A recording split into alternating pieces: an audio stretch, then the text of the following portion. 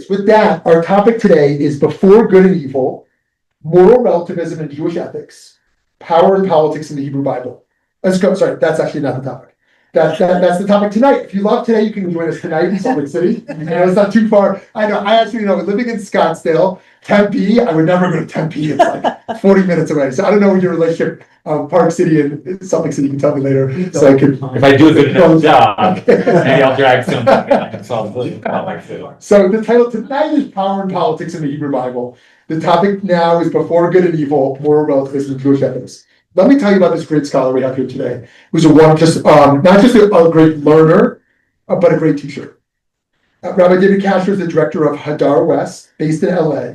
He grew up bouncing back and forth between the Bay Area and Brooklyn, between hippies and Hassidim, and has been trying to synthesize these two worlds ever since then. He received rabbinic ordination from YCT and a doctorate in legal studies from Berkeley Law. He served as Senior Jewish Educator at Berkeley Hillel, Director of Education at Kevah, and Associate Rabbi at IKAR. He's the author of ParshaNut, which next time I visit here, I'll bring some copies of those for y'all. I have some other books to donate to this library here today. With 54 journeys into the world of Torah commentary, and he's the host of the Torah podcast, Best Book Ever, meaning Torah. Okay, so but he's very alive with the text. And thinking very deeply and critically, and with engagement. So this is not a frontal lecture. We hope you will engage. The goal is not just get through every text, but to really learn together. So I know my great colleague Carrie is managing the Zoom. In some way here, we'll figure out how to unmute as well, so we can hear voices there. Later, well, I guess what I would invite for now is people in the room can engage in the first 40 minutes. And then in the latter part, we'll also have the chance to unmute folks there who want to engage later. So with that, I want to hand it over to, please join me in welcoming Rabbi David Kasher. All right. Hi, everybody. Pleasure to be here, and thanks to Shmuley and to the congregation for hosting me. Okay, so I want to start by asking, I think a somewhat provocative title, that phrase moral relativism itself. I want to start by asking how you feel about that phrase, that idea, moral relativism. You may not know a lot about it, but do you generally have positive or negative feelings about moral relativism? Negative. Okay, yeah, that's pretty much what I thought. Anyone feel the opposite? I have an ambivalent belief. Ambivalent, that's perfect. It's relative. It's all relative. Right. Yeah, no, I use the phrase intentionally, knowing that it is somewhat provocative, because I think people don't like. Generally, my impression is people don't like moral relativism. It represents something bad, some negative force in the world. This is a theory that is dangerous. I think a lot of people think, and I'm interested in investigating that a little bit, because I think that there's been some kind of shift. That is, when I was in college, I think moral relativism was the kind of prevailing theory, or at least that's the way we were taught. Which, and which makes me think that something has changed, and there is now a kind of reclamation of moral certainty, moral absolutism, and that because there's been a move away from moral relativism. Now, I actually don't know if maybe it's just, that's because when you're in college, you hear ideas like moral relativism, but real people, think that morality is clearer than that. Maybe the distinction is the academic versus the everyday relationship to moral relativism. But I do have this feeling, it's a theory of mine, and be interested to hear what you think, that actually something has happened in the world in the last few decades where we are not as comfortable with the idea of moral relativism as we used to be. And I'm speaking in general terms, but let me give you the theory of moral relativism as I kind of heard it in college.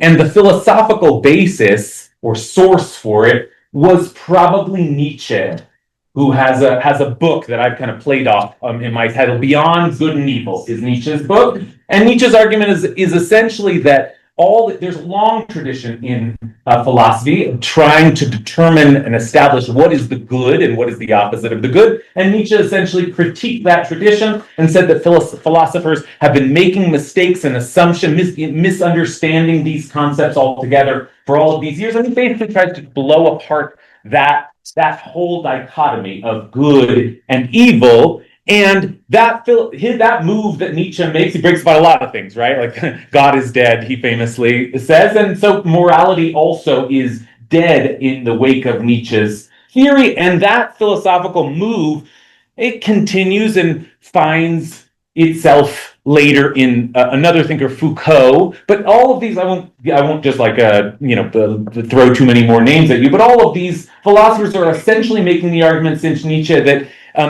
it isn't good or evil that are at war in the world, but that actually everything is just power, and that power is the primary force. And the winners write history, right? Like what we know of as good and evil, that is determined by the dominant power structure. Okay, so that's like the philosophical origins of moral relativism. But I actually think that the version of moral relativism that became dominant and was the one I encountered in college comes not directly from philosophy, but more from anthropology and 20th century anthropologists who were going to study other peoples, other cultures. And anthropologists like Ruth Benedict, for example, who warns against judging other cultures by our moral standards, what she calls ethnocentrism, right? And now, like, you hear that phrase and you start to think, oh, there's something about that notion that has seeped into our culture that we have to be very careful about assigning our own moral values to other cultures,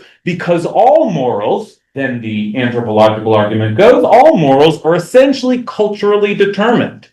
That it's morality itself is relative because it's relative to where you stand in the world, what culture you grew up in. Okay? And so there is no one moral standard, it's just the moral standard of your culture, and you can just assume that another culture has a different moral standard, maybe a radically different moral standard, and there is no way to determine that yours is superior to theirs or vice versa. Okay? That's the theory that I think I was taught in college. And you might think, now turning to our tradition, you might think, well, okay, that's moral relativism, and moral relativism is telling us there are no moral absolutes, that all morals are relative to your cultural orientation or position.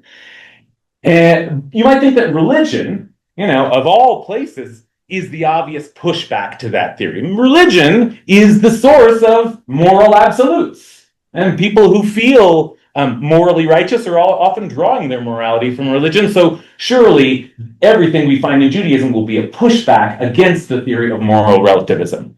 Okay, so it is true that we're not going to find Nietzsche's version of moral relativism in Judaism. We're not. That version I just described, it's all culturally determined. That we're not going to find in our tradition.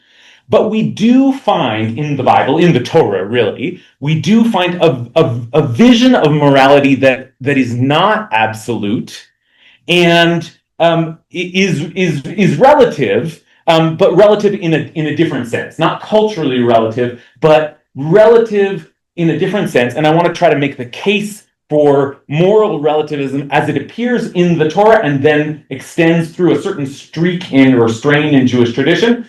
I want to present that kind of model and then see what you think of it, okay? So I want to start by going right into the Torah, and I'll ask, where is it that we first see any mention of evil in the Torah? What is the first mention of evil in the Torah? Anybody know? I assume Genesis. It's Genesis, Adam and Eve, and... The forbidden fruit. Good, yes. The tree, the forbidden fruit, the tree of knowledge of good and evil. That is the first mention of evil that it's as if God creates the whole world. Never is there a mention of God creating evil or evil existing. And then suddenly we learn, your source sheet is coming around, we learn in Genesis 2 that God plants the Garden of Eden for the human being, for Adam. and plants all kinds of trees. And then in the middle of the garden, God plants the tree Eitz Hadat Tov Ra, the tree of knowledge of good and evil. And that word Ra, that's the word evil or bad. It could just mean bad, and we can play with that translation. But for my purposes, it's going to be useful to translate it as evil. So there's the first mention of evil. That's the first time we see that word in the Torah. Okay, so this tree, presumably, if you eat of it, is going to give you knowledge of good and evil. So that's the first appearance of evil. Maybe there wasn't knowledge of good and evil before this. What exactly it means is not entirely clear, but we do have one other piece of information there. This, what I'm giving you, is like Exhibit A, piece of evidence number 1 here, the appearance of evil with the tree, and also that God told Adam that you can eat of any tree in the garden, except u'mi'etz hadat tov v'ra lo tochal mimenu, ki biyom achalcha mimenu mot tamut. But from the tree of knowledge of good and evil, you should not eat of it, because on the day you eat of it, you shall die. Okay, so what we see there is there's some knowledge of good and evil that I guess human beings don't have, Adam does not have, and God doesn't want him to have. Okay, that's that's Exhibit A. Okay, we don't know yet what the knowledge of good and evil is, but we do know that for some reason God would prefer that humanity didn't have knowledge of good and evil. Okay. Now, did good and evil exist before this? Maybe. I mean, it actually sounds like they do exist. It's just we don't know about it. Human beings don't know about it, but maybe God did know about it. So I want to say it this way as I kind of build my case. So the next piece of evidence I want to offer is to prove the claim that good definitely did exist before this. Because, as I said, that was the first mention of evil, the word Ra, in the Torah, but it wasn't the first mention of good, the word Tov, in the Torah, right? Where is the first mention of the word good in the Torah? Creation. Yes, but it's like, you don't have to go very far. It's the 3rd verse in the Torah. Okay, when God creates the light, or I guess it's the 4th verse where God names the light as good. Vayomer Elohim yehi or, vayhi or, God famously says, let there be light, and there was light.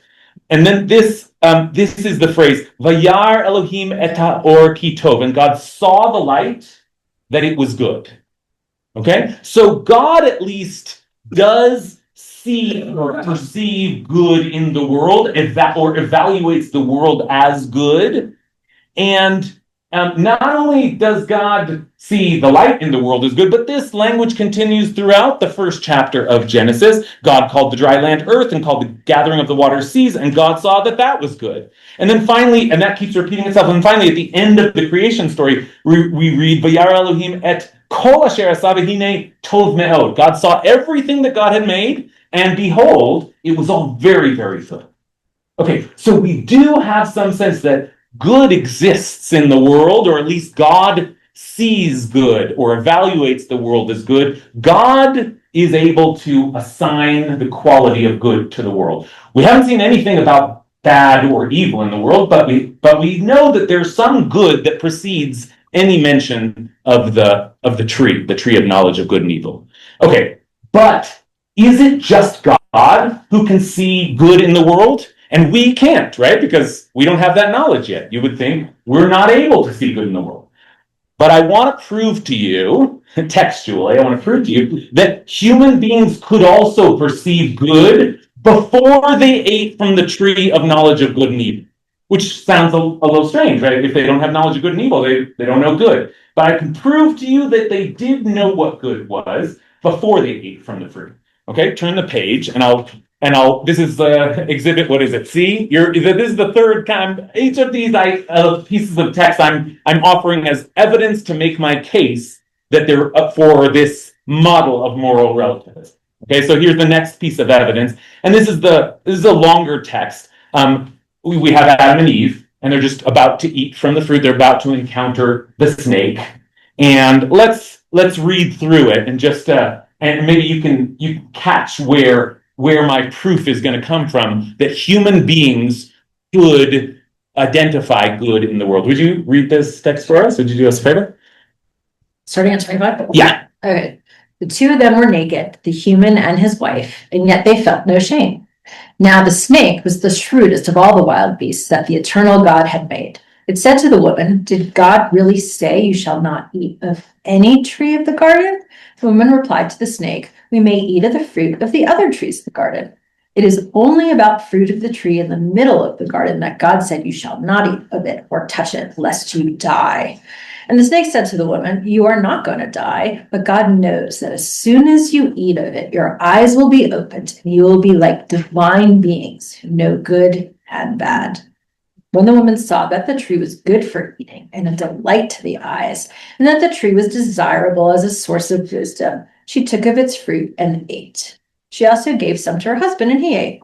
Then the eyes of both of them were opened, and they knew that they were naked. And they sewed together fig leaves and made themselves naked. Okay, there it is. Famous story, the first sin, and and all that. But where is my proof that human beings could identify good even before they ate from the tree? I've bolded it, so it's Yes. it's more obvious than the question suggests. Where is it? Someone just say it out loud for me. 6. Oh, verse 6. Verse 6.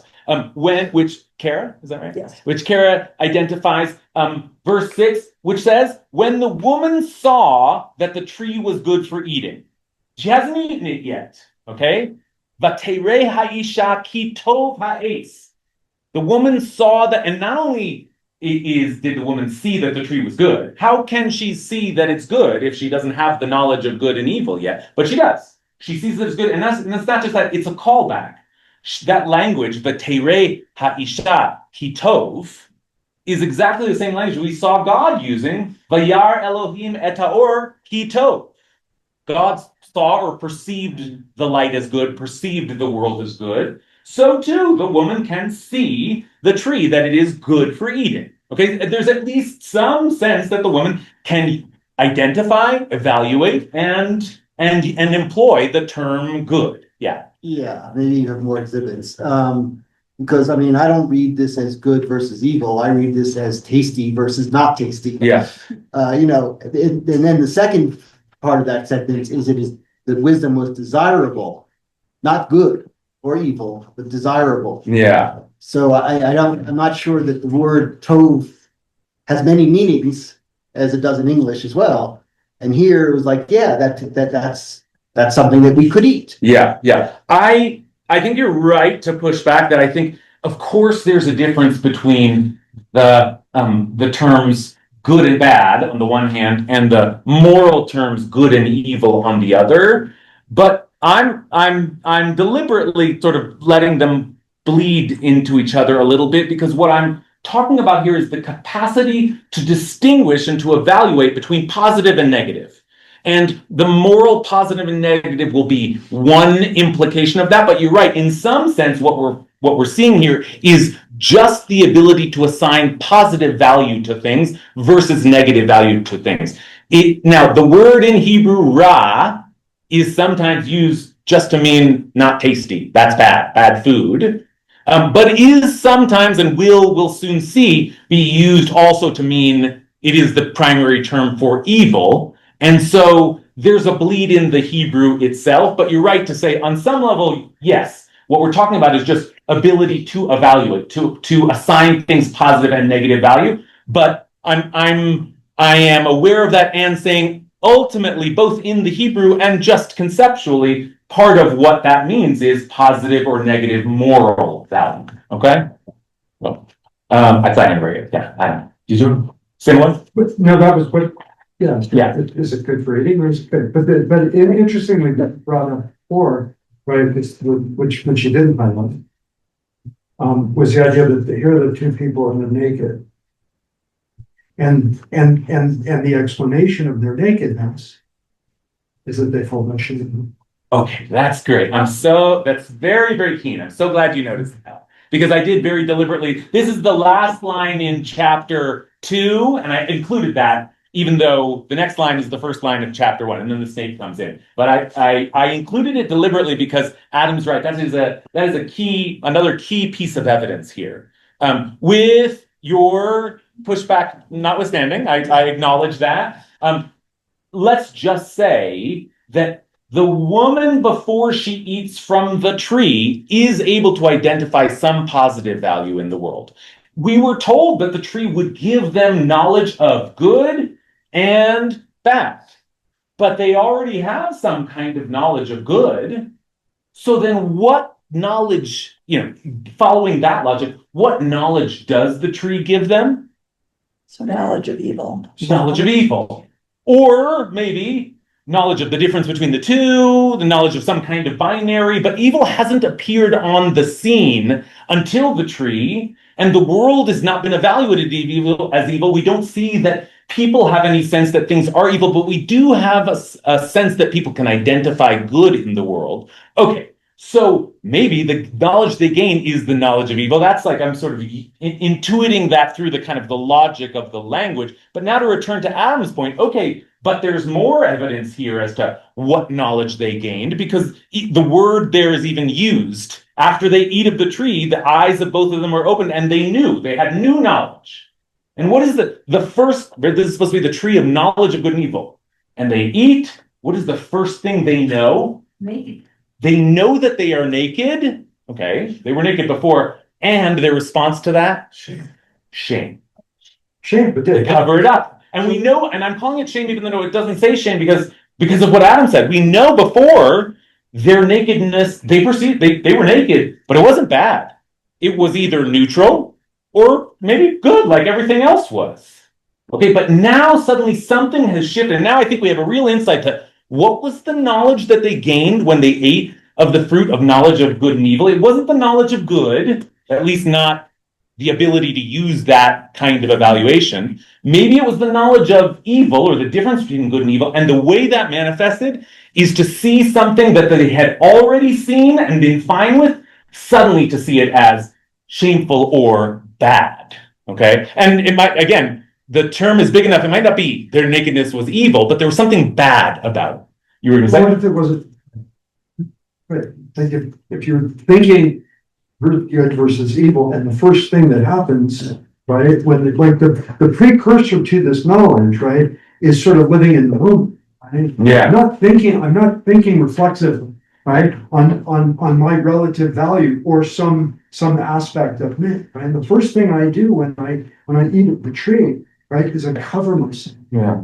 Right? I somehow create a barrier between me and you, right? Yeah. Because of Yeah. like if we're thinking, like if there is some metaphor here, right, and it's not purely right genitalia. Okay, good. This is helpful because what you're describing is maybe a humanity before this knowledge that was more like the animals, that just followed their instincts. They just were, and everything was natural to them, and they did what was natural to them. And yes, they could say, "Oh, that's good," but it's like you were saying, "Yum, that looks good to eat." But they didn't have a sense of the moral weight of things or meaning of things, or until they eat of the fruit, and then suddenly they see something that they had once seen before, but now it is bad to them, and it is bad in some way that implicates immediately a kind of social context. Like I need to hide this from other people. I'm worried about what other people will think of me. Suddenly, they are becoming what we know as human. Like they exist in a social context that has different kinds of meaning than animals care about, because animals, food good, sleep good, no sleep bad, no food bad. But this is different. This is suddenly, I would suggest a kind of, though it doesn't say it outright, I think there's a suggestion of a kind of moral valence to their nakedness. Like there's something not right about being naked, or at least being naked in public. And after all, that's true, right? We would agree that there are some contexts in which nakedness is great, and some contexts in which, most of us would think it was not great to be naked, right? And nakedness here is the term that the Torah employs, but we're talking about, as you said, genitalia, sexuality.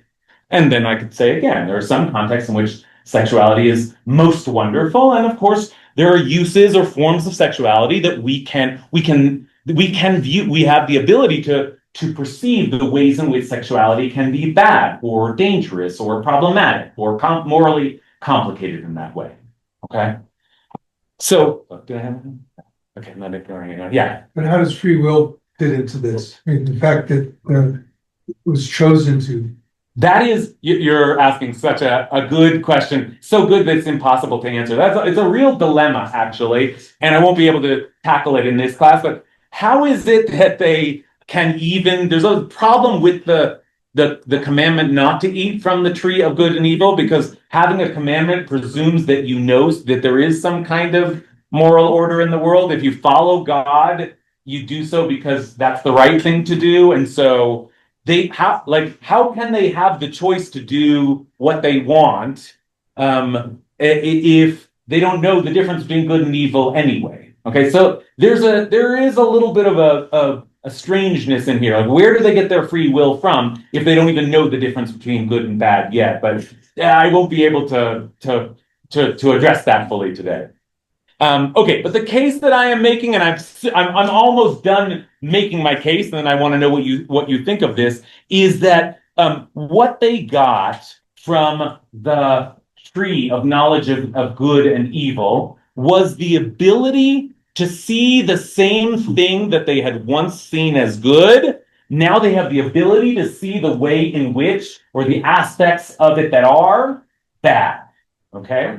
Now, that's a theory, but it's still fairly vague. But luckily, one last piece of evidence, I think, makes it more explicit. Okay, what happened to them when they got that knowledge? What happened to them when they ate from the fruit? Well, this is the middle of the first reading of the Torah of Bereshit.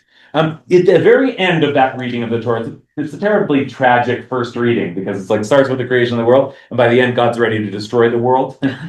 So at the very end of that parsha, we've got God disappointed in people, and now we're going to see the word ra'ah, and here I think it does mean evil and not just like not tasty. But God looks at humanity, and God says, "V'yar Hashem."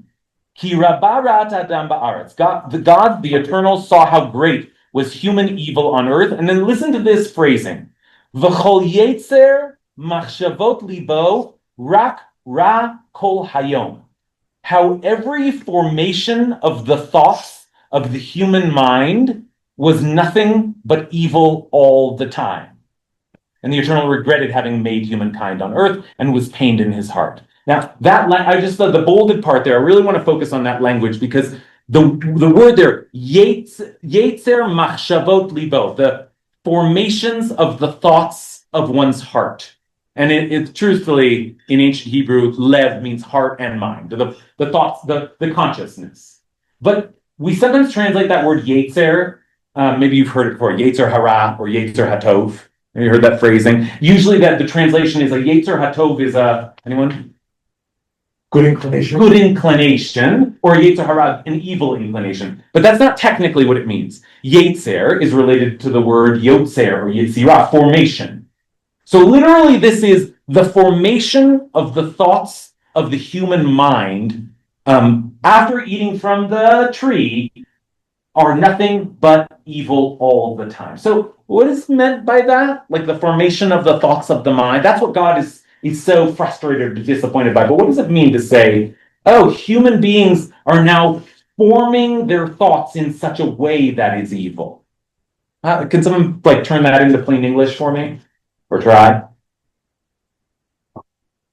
Is it maybe that they're turning their attention inward and Self-interested, selfish. Good. Okay. Yeah. There's certainly like a kind of speculative, contemplative, something going on inside of their consciousness. This is happening inside of people, in their consciousness. And remember the piece of evidence that we had, which is, what do we know that human beings are now able to do? They're able to see something they once saw as neutral or good. Now they can see it as evil. Okay? Now the language the Torah is giving us for that kind of thinking is the formation of the thoughts of the mind. What do you think, Kara? I'm thinking possibly that the basis for their thinking now begins with evil. Mm-hmm. And so they're going to have to acknowledge that and work to see the good in the world, because the basis for everything that they're thinking in the world is evil. Okay, that's a very interesting reading, and I think is actually because I was thinking something different. I was thinking, well, they now have the capacity to form their thoughts in two different ways. They can form their thoughts to see things as good, or they can form their thoughts to see things as evil. Used to be they couldn't evaluate it one or the other in that way. Now they have a different capacity in their minds, which is they can form their thoughts in such a way that they see the world as evil. That's what I was thinking. But what Kara says is interesting, which is that maybe it's actually that, I mean, after all, God is saying they just thinking evil thoughts all the time. Maybe the implication is now their first instinct is to form their thoughts towards evil. The first thing they have the capacity to form their thoughts into good, but the first thing they think is evil. Now, the reason I like that suggestion, I'm intrigued by that suggestion so much, is because take a look at I have one more verse that and then my case will be complete, and I'll ask you what you think of it. But after God floods the earth, God is upset, God floods the earth, I'm done, this project was a failure, and then God saves Noah and the animals, and Noah comes out of the earth, and God seems to have learned something, and God says the following. God smelled Noah's offering, and God said, never again will I doom the earth because of humankind. I'm not going to do this again. This is a mistake. And look at this language again. We've just seen this language. Ki yetzer lev ha'adam, because the formations of the human mind, ra mina'urav, they are evil from his youth, or from their youth. Now that's a sort of a strange phrase. Not exactly sure what it means. Some of our rabbinic interpretations are, you start out evil and then you gain the capacity when you are older to learn what good is. But I think this matches very much what Kara was suggesting, that maybe it's just they have the capacity for two ways of thinking, but maybe it's actually there's something to what Kara's saying, that actually now they start from a position of bad. Their default is to, everything sucks, this world is awful, and they have to learn to see the world is good. Yeah. So I kind of like what you said in the beginning about it being the difference between humans and animals. So animals based on instinct and survival, and now that she ate from the tree of life, she has higher thinking. Mm-hmm. So when I think about my dog, who loves me unconditionally, is not judgmental, has this lovely soul, because he doesn't have higher thinking, he's not a very smart dog, versus humans who judge and who have bad thoughts and have higher thinking, and here comes jealousy, and here comes desire, and here comes all these emotions that my dog does not have. Yeah. And maybe it's the difference between how we were before we ate this tree, and we were just dealing with instinct and survival, and now we have the capacity for all these new things, and many of which are not. Great. I love the way you're phrasing it, because it's like part of what we are being presented then in this story is an account of the complexity of the human mind, the uniqueness of human consciousness that is morally now complicated because it is just more sophisticated, complicated, more full of possibilities. Animals are more simplistic in their thinking. And yes, they can say food good, food bad, but what's being added here is our ability to layer onto it all kinds of new forms of good and bad, and the jealousy and the all of the qualities that are so particularly human because we have a particularly complex and intricate consciousness. And so we're being told that Eve was able to now perceive the Eve and Adam eventually to perceive the bad, but also just that they took a leap in consciousness, and now everything has become more complicated. Yes. Is it? Yeah. Oh, sorry. Yeah, and then you. Well, I mean, I don't know that in Genesis there's a lot of thought of Adam or Eve aside from their decision to eat the fruit and leave. I mean, so there's not really very much evidence of what they thought or how they thought before they ate the fruit. They could have just been That's right. Animals instinctively. I lean toward your view that they were broken afterwards in some way. Yeah. And look, being bad is easier than being good. Mm-hmm. And you have to learn in some case to be good. What I find interesting here, though, is that they're evil from their youth, which is exactly the opposite of our usual view that children are innocent. Yeah, right. In fact, they're selfish little bastards is what they Right, are. right. You know, and you have to train them to share. You have to train them to be good. Yeah. They Yeah. learn from their. Not my kids were angels. But they learn from But, you know, everyone else, it's, you know. Okay, good. So now we've got a couple of possibilities, and maybe we'll hear some more. Maybe it is, as I was presenting it, they now have the capacity to look at something and form their minds in such a way that they either look at it positively or look at it negatively. There's something going on that that could go either way. Or maybe, following these comments, it's actually more that they've been broken in some way, and they start off looking at things as bad, and they have to learn to retrain their mind to see things as good. Okay, two different possibilities, but my point is, in either of these possibilities, what we now have is an account in the Torah of a version of moral relativism.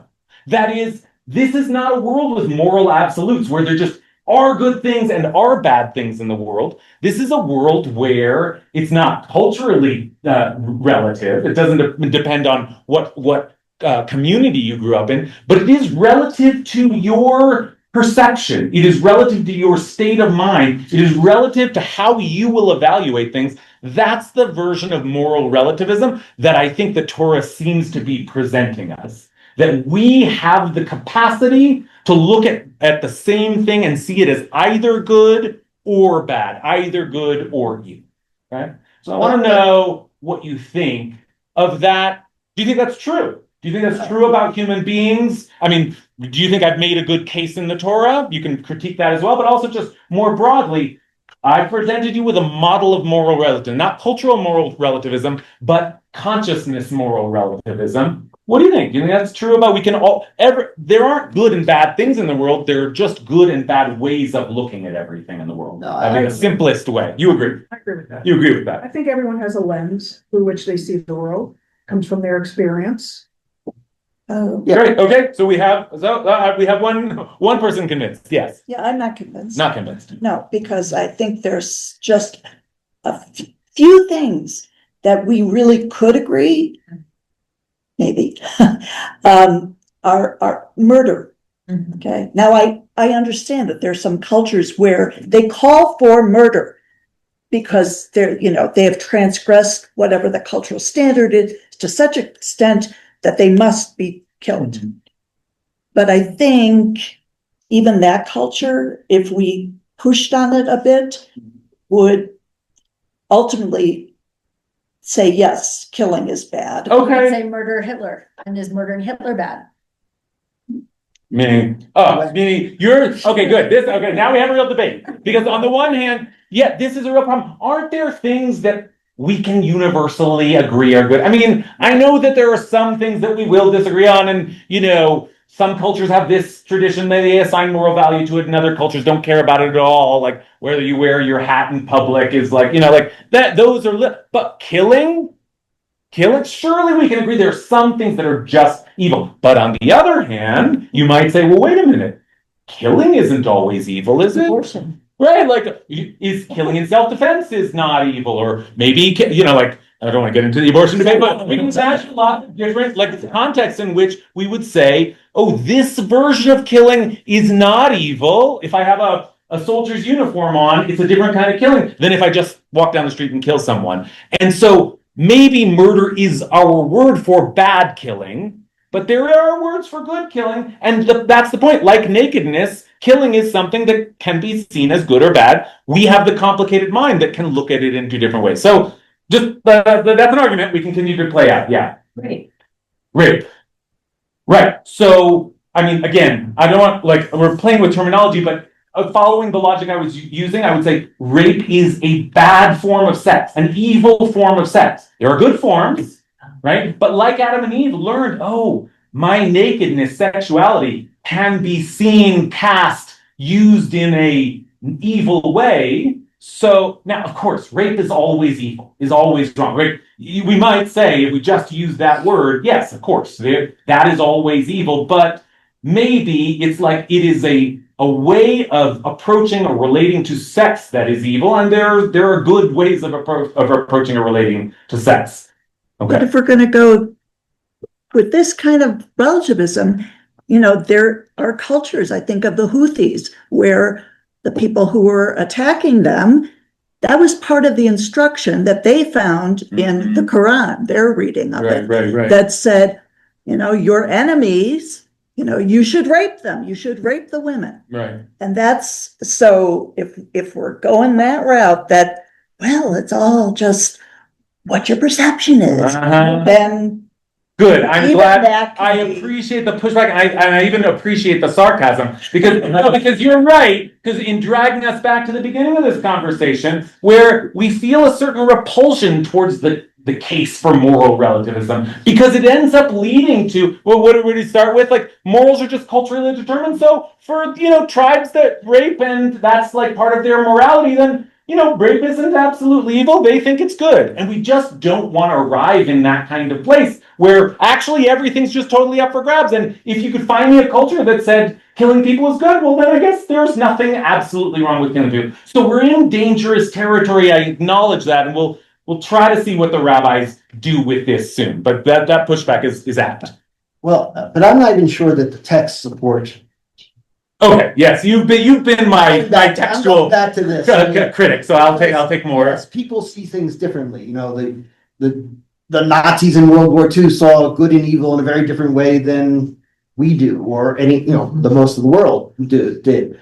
But here, God is saying there is evil. It is making a distinction that's saying that man's thoughts are evil. So there is a absolutism embedded in these texts that is not that we get to decide what is good and evil. God did. Okay, I hear you, and you're to a certain extent you're obviously right. Like God is, but I'll tell you how I'm reading this, given the analysis that I've taken us through. The Eternal saw how great was human evil. Ra'at ha'adam.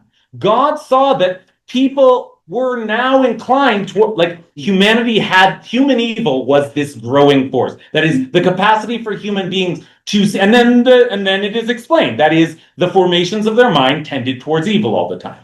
Now, God can perceive the world and things as good, that we know. And the truth is, even the snake has said, divine beings know good and evil. So we assume God also has the capacity to evaluate things. You're right. On some level, you're right. God has the capacity to evaluate things as evil. But I would submit to you that, remember, even with God, it says God saw the world that it was good, just like the woman saw the tree that it was good. God and divine beings with the highest levels of consciousness, have the capacity to see things as good and bad. And what God is frustrated with here is that now that human beings have the capacity, all they use it for is to see things as good. So that's the way I'm reading it. They see evil things as good. No. They see things in the world as evil.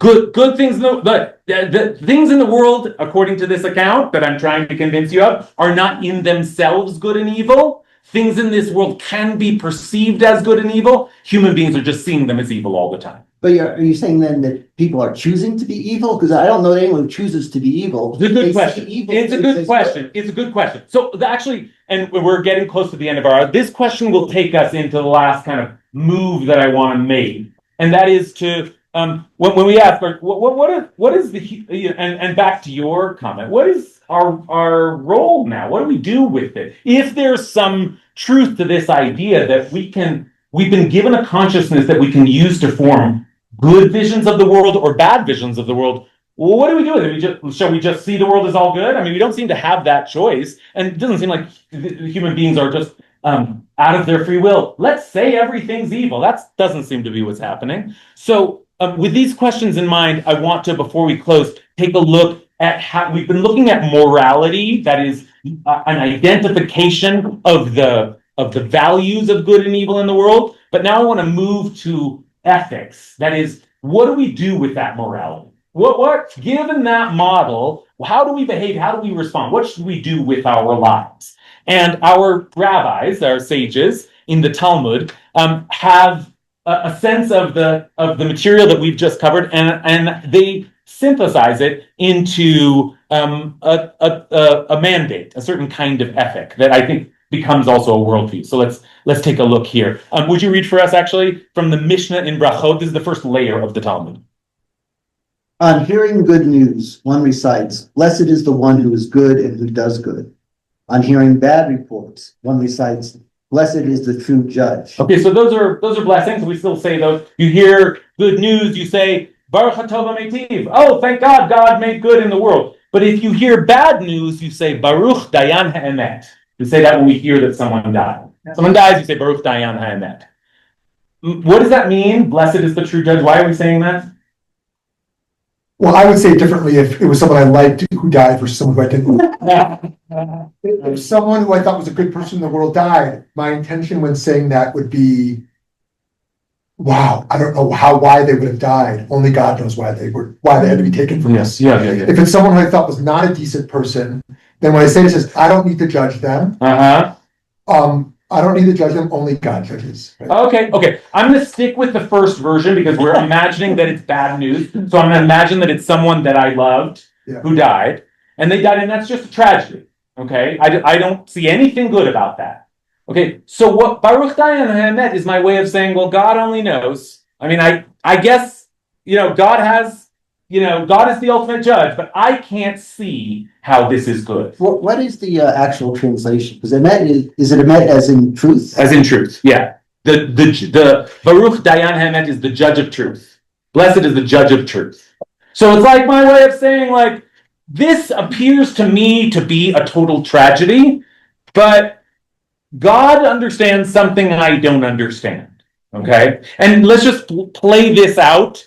We read the rest of it, and you'll see here the same language of the formation of our heart is being used here as well. Will you read the rest? A person is obligated to recite a blessing for the bad, just as they recite a blessing for the good. As it is stated, "And you shall love the eternal your God with all your heart." With all your heart is spelled with two baits to refer to your two formations, with your good formation and your evil formation. Okay, so a little bit of a play with the word livavcha, not libcha, but livavcha. There's an extra letter in there, and the midrashic mind of the rabbis is reading this, say, oh, there's a hint, and it means your two hearts or your two minds. You have two capacities, same language there, Yetzer Hatov and Yetzer Ha. You can see the world as good and you can see the world as bad, but what this mandate is asking us to do is use the part of your consciousness that sees the world as bad and try to bless God with that consciousness anyway. Try to train yourself that even when you perceive the world as bad, you say to yourself, on some higher level, God must have an understanding. This must be a blessing in some way. Now, that doesn't mean I should see death or killing or rape as good. No. But it is a suggestion, of course. In fact, that's part of the ethical mandate. I should acknowledge the difference. It would be wrong of me as a human being to say, no, everything is good. It's all good. Death is good. Killing is good. No, I make a distinction. But along the way, I train myself by making a blessing to say, I know I see half of this reality as bad, or maybe more than half, but I still use that consciousness to bless God as a way of saying, on some higher, the truest level, maybe there's another way of seeing things. Okay, and I'll just play this out. This same ethic is extended later in the Talmud, just to give you an even more extreme version of it, and then we'll close with your thoughts. In the Talmud, this is the sort of same principle, but it starts by citing a verse that we say at the end of Aleinu. And God shall be king over all the earth. On that day, God shall be one, and God's name shall be one. Now, that's a nice verse. One day, God will be one, but the Talmud asks the obvious Talmudic question. What do you mean? Is God not one already? God will be one? What, isn't God already one? Aren't things already perfect? Isn't God already perfect? So Rabbi Acha Bar Hanina says, the world to come is not like this world. In this world, upon hearing good news, recites, blessed is the one who is good and does good. And over bad news, one recites, blessed is a true judge. But in the world to come, one will always recite, blessed is the one who is good and does good. So now, of course, in our reality, we perceive good and evil, but I'm going to finish what I think is the thought of Rabbi Acha here. But in some future reality, we should be we should be aiming for a perception of the world where we come to understand that actually everything is good.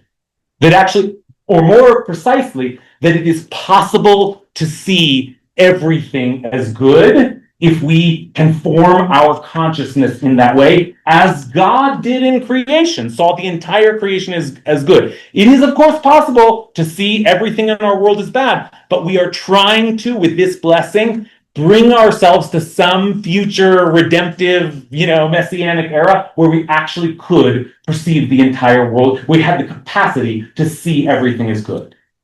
Okay? What do you think? What do you think of that ethic? Yeah. Isn't this phrase world to come a euphemism for optimism? That's a beautiful way to put it. I've not heard it put quite that way. That's a beautiful word to put it. There's some question over whether the rabbis mean by world to come some other dimension of reality or just the future, right? But yes, on some level, I think your version is the most straightforward. We live in this reality. This reality has good and evil in it, but we are trying to come to understand that actually good and evil are relative terms, and we are aspiring towards a redemption where we could come to see all of our reality as good. Yeah.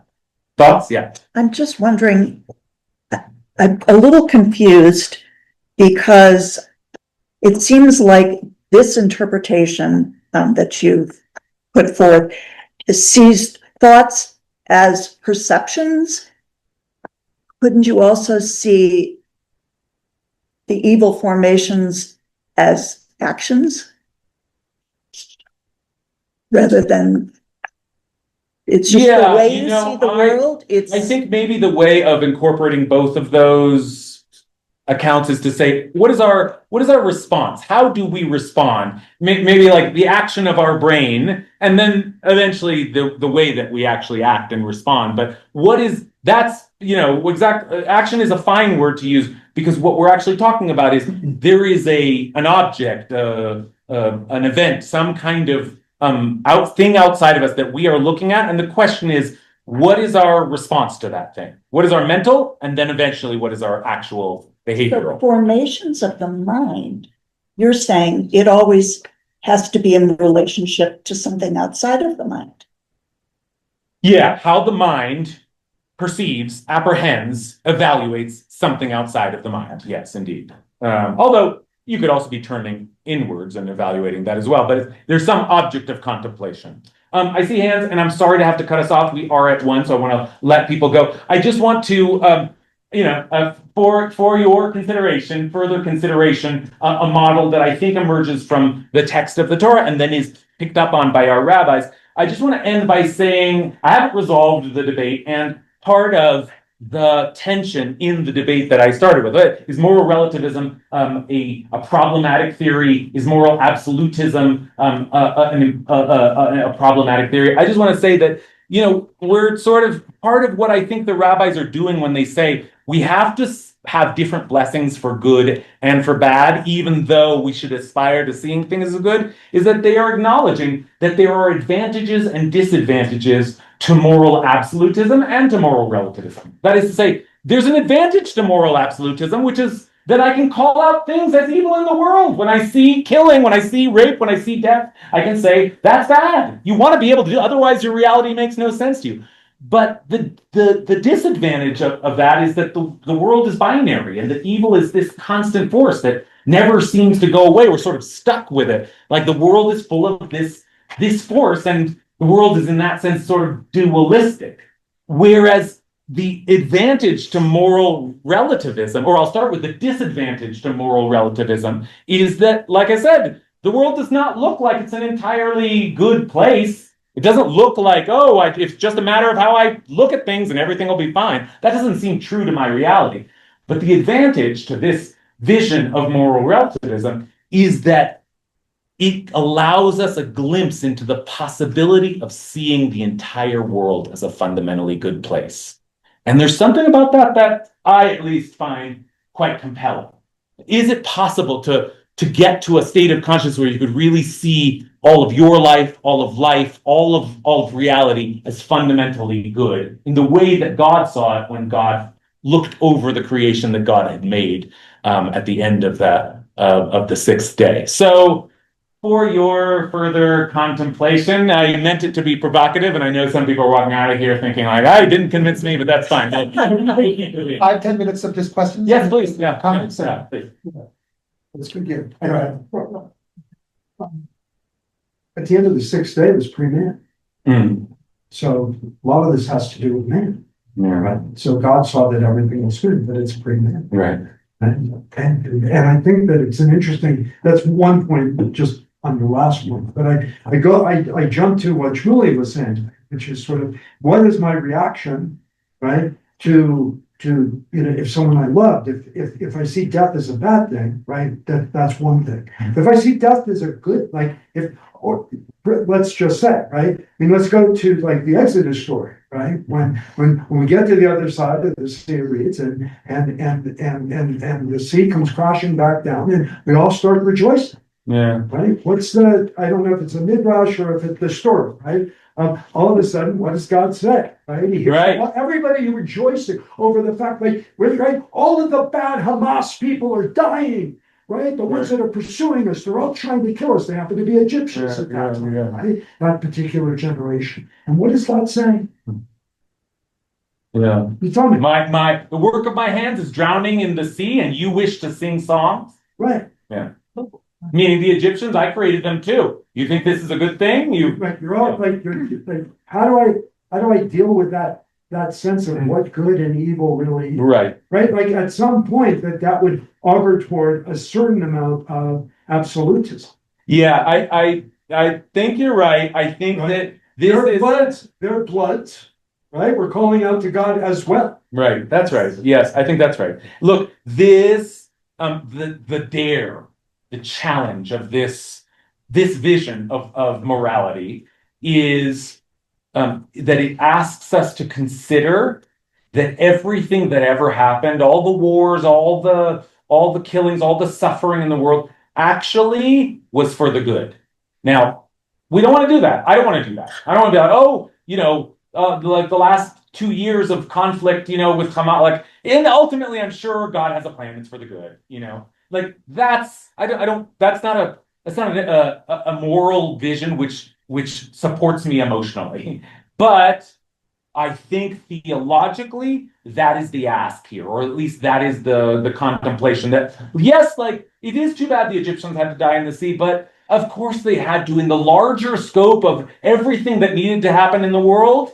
That had to happen because it was part of the journey towards redemption. So things that appear locally to be bad, actually, if I could see the big picture, are fundamentally part of the ultimate good. I want to add to this that just because it's supposed to be doesn't make it good, right? The fact that we're going to get to the end, right, of the story, which we haven't gotten to yet, right, doesn't mean that it's supposed to happen that way. Necessarily means that the interim events, right, are kitov.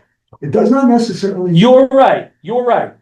I mean, that's true. The word evil is still useful for us. We need that term. It's not like we want to throw that away, just like we have a different blessing for bad things. We want to remember that in our experience of the world, we experience things as wrong, and it would be a kind of disrespect to our human experience to say, oh, it's fine, everything's good. The Holocaust is good. That's unthinkable. But I mean, I'll tell you where this goes in Jewish thought, because there are certain Jewish thinkers who really take this. Rav Kook, first rabbi of the state of Israel, is one. Here's another. The last page I didn't get to is Rabbi Nachman of Breslov, Hasidic thinker. And here's a text that if I had started with this, you would have hated it. Okay, and you might still hate it, but this is the formation of the vision of the world. I'll just the second paragraph here. Thus, even when one experiences all the trouble, suffering, and evil, God forbid, if one focuses on the ultimate purpose, one will surely see that they're not bad at all, but actually great goodness. For certainly God sends all suffering with an intention for one's good, whether to remind one to repent or to cleanse one of sins. If so, the suffering is actually great goodness, because God's intention is certainly only for the good. And then I'll jump to the next paragraph, last line. And in truth, in truth, there is no evil whatsoever in the world. Rak kulo tov. Everything is all good. You're right. Now, yeah, like I get it. And I have to say, like Rev Kook has very similar formulations. Like the truth is, at the deepest level of reality, everything is good. Now, Rev Kook lived at a time when like the state of Israel was just being formed. All of the dreams of were coming, manifesting. Like he just saw the redemption. I wonder what Rav Kook would say if he had, been with us through the last 2 years of suffering and the state of Israel. Now, would he have the same optimistic view? It may be that these certain thinkers are able to grasp this only because they live in a moment where their life is good enough that they can see that no thinker who lived through the Holocaust is going to say, "Oh, the truth is everything is only good." So, yeah, it's relative also to where you're standing, not where you're standing culturally, but maybe where you're standing in your moment in history. So I acknowledge that, and that. Yeah. You can just go back 2 years, but you can go back 5 years and hit COVID and say the same thing. Right. You can just. I am not asking us to leave here saying, and when the next pandemic or the next war, remember, it's all for the good. And that would be inhuman. But I am asking us to consider that, as our rabbis are asking to consider, that we should nevertheless be training ourselves to appreciate the possibility of a world in which like everything is good. And the reason that we should be training ourselves is not just because like, if I happen to read the Torah this way, but because I think for Rev Kook, for Rabbi Nachman, like that vision of the world gives them hope, a sense that actually we're headed towards something better. And that's part of what this vision of good and evil provides. Okay, one last. So just 2 comments, one on the evil, one on the good. So first, the good, the world to come. When I initially hear that phrase, I think of the Messiah. Yeah. Sort of, but then the word good I struggle with in that, because I think when the Messiah comes, there's an ideal that of perfection associated with that. And when I see of the world as being good, there's room for even a higher experience and some, every day's not so good, but there's a middle ground with good. Yeah, right. And then with the evil, I come back to the bottom of page 2 where it says, since the formations of the human mind are evil from its youth, to me, what immediately hit me was, teenagers. This idea that when God recognized that he was creating humans, that they weren't going to be in that good. He recognized by their behavior, they weren't going to be in the good to ideal behavioral phase, that it was going to take some missteps along the way until they were able to recognize what good is. But it also, God had to recognize that in others, that, a kid who gets bullied or is bullied, could grow up and be a mensch. And that things can take time. I love everything that you're saying. I appreciate it, especially as we come to a close here. First of all, brings us back to what Kara was saying earlier, that there maybe is some idea embedded in here that it's not something that we start with, this sense of the world as a good place, and that we maybe have to learn how to see the world that way. And I'm especially appreciative after we've been talking about like major historical events and the world to come and redemption,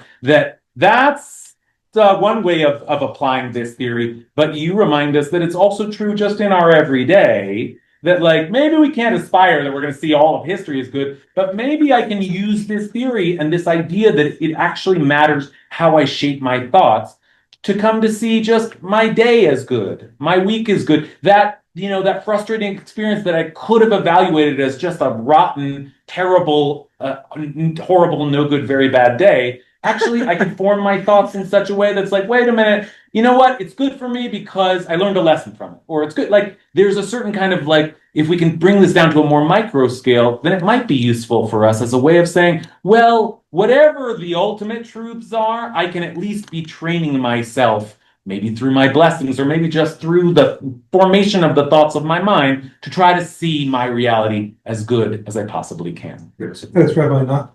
Yeah. That's Well, and Rabbi Nachman is famous for saying, mitzvah gadola liot b'simcha tamid. It is a great mitzvah to be always happy. Or Rabbi Nachman says, ein yeush ba'olam klal. There's no reason for despair in the world at all. Now he's an extremist, okay? And that's why his followers jump out of vans dancing to techno music and he's like, okay, he was an extremist. But there's something there, I think, at least for me, who tends to see the world often in dark and gloomy terms. There's something there I'm looking for, and maybe I hope is valuable. So one concluding thought for me. I'm taking so much away from this, first of all, so thank you so much. And I hope you will have coffee with someone in the room this week or next week and process some of this, because there's so many other layers. There's a psychological theory called fundamental attribution error. And that says that when we see other people's around us make a mistake, we judge them harshly, right? But when we make the same mistake, we contextualize it. Which is to say that we're absolutists as it relates to others, but relativists as it comes to ourselves. And so I'm leaving challenging myself. Like if you look at the fourth step in a 12-step recovery program, you made a searching and fearless moral inventory of yourself. Like the most deep process of holding yourself accountable. The only way you're going to heal and recover is if you fully take accountability. I think that's what we're trying to do on Rosh Hashanah and Yom Kippur too, at its best. It's like really hold ourselves accountable. So I know some people who are very hard on themselves and not on others. That's a different kind of person. But for those of us who might contextualize our own errors, but be a little harsher on others, this might be part of the problem of our breakdown of society today. Our breakdown of communities, that we can't talk to each other anymore because we're not giving others a pass. So I just give everyone the bracha, and I hope you give me the blessing also that as we continue to figure out what's right and wrong in the world, we also figure out that compass within us, both to be gentle with ourselves at times, but hold ourselves accountable at times as well. I know I'm taking that weight upon myself today as well. So thank you, Michael, for your partnership, and thank you, Rabbi Dreyfus, who's not feeling well today, for partnership, and we look forward to learning more with you. Thanks, everyone. Thank you, Rabbi Kasher.